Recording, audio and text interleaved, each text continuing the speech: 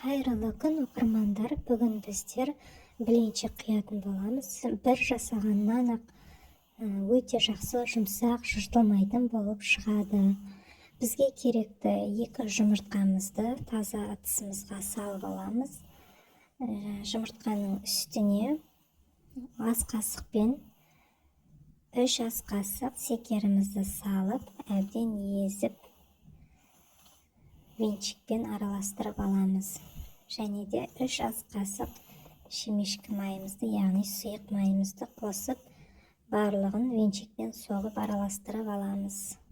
Одан кейін 1 кесе жылы су құямыз. Әбден араластырып болғаннан кейін 1 кесе ұнымызды саламыз. Яғни 180 грамдай ұн саламыз.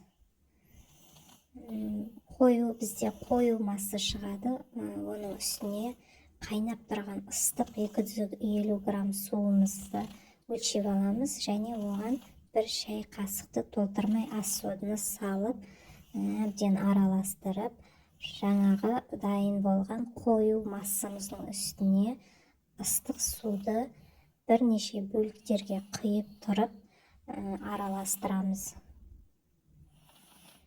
Бөліп құйып, әбден венчикпен араластырып тұрып, суымызды құя береміз. Сол кезде бізде масса сұйылады. Видеодағыдай көргендеріңіздей сұйықтықта дайын болады.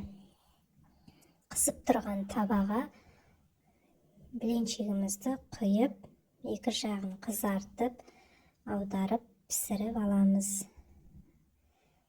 Біленшекті құйғаннан кейін беті көпіршіктеніп, қоюланып, беті қатқаннан кейін 2 жағын ауыстырып аламыз. Міне осылай біленшегімізді құя береміз.